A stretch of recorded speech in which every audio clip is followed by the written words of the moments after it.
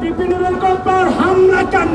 প্রশাসন জবাব চাই। ভেঙে দাও, ঘুরিয়ে দাও, ঘুরিয়ে দাও। জাতীয় পার্টির আস্তানা, জাতীয় পার্টির আস্তানা, ভেঙে দাও, ঘুরিয়ে দাও, ঘুরিয়ে দাও। আস্তানা, জাতীয় পার্টির আস্তানা, ভেঙে দাও, ঘুরিয়ে দাও। হামলা কেন? প্রশাসন জবাব চাই। বিপিনের কিছু হলে চলবে আগুন ঘরে ঘরে।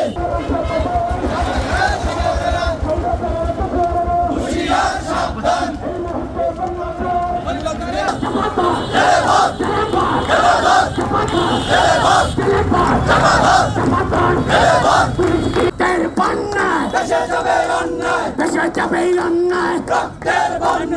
স্লোগান হবে, স্লোগান হবে, ওই চাপাধর জেলে বল, জেলে বল চাপাধর।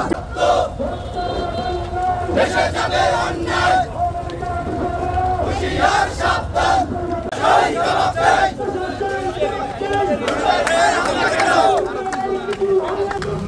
শেষ হয়নি যুদ্ধ,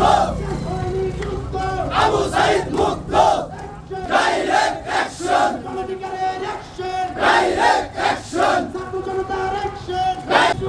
জ্বলবে আগুন ঘরে ঘরে। আমরা গতকালকে যেটি দেখলাম যে জাতীয় পার্টি আওয়ামী লীগকে সাথে নিয়ে বাংলাদেশে আবার একটি কুরাজনৈতিক চক্রান্ত শুরু করেছে।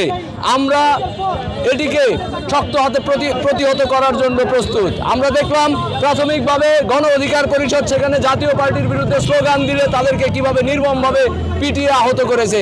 এবং এই সেনাবাহিনী আমরা দেখছি 24 পরবর্তীতে মাঠে নামার পরে সেনাবাহিনীর কার্যক্রম আমরা কখনো দেখি নাই।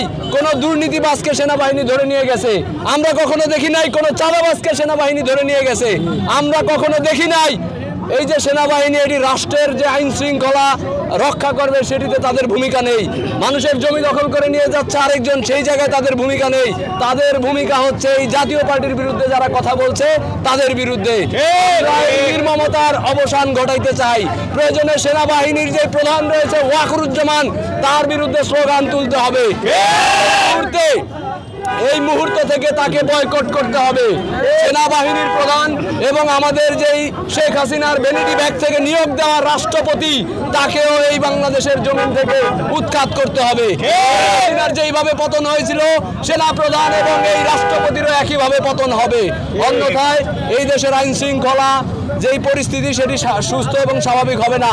আজকে নূরের গায়ে আঘাত করেছে, আগামীকাল আরেকজনের গায়ে আঘাত করবে।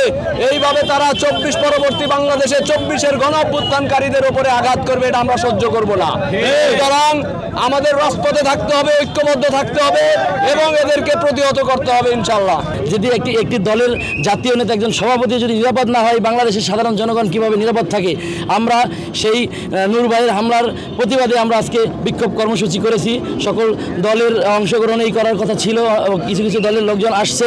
আজকে আমরা এইখান থেকে বলতে চাই যে স্বরাষ্ট্র উপদেষ্টার পদত্যাগ করতে হবে। 24 ঘন্টার আলটিমেটাম দেব, স্বরাষ্ট্র উপদেষ্টা পদত্যাগ না করে তাহলে আমরা স্বরাষ্ট্র মন্ত্রণালয় ঘেরাও করার কর্মসূচি আমাদের দলের থেকে নির্ধারণ করব। বিপি নুরুল হক নূর ভাইকে যেভাবে হত্যার উদ্দেশ্যে যেভাবে হামলা করা হয়, সেই হামলার নিন্দা এবং প্রতিবাদের স্বরূপ আমরা গণ অধিকার পরিষদ শরীয়তপুর জেলা শাখার পক্ষ থেকে আজকের এই বিক্ষোভ মিছিল করেছি।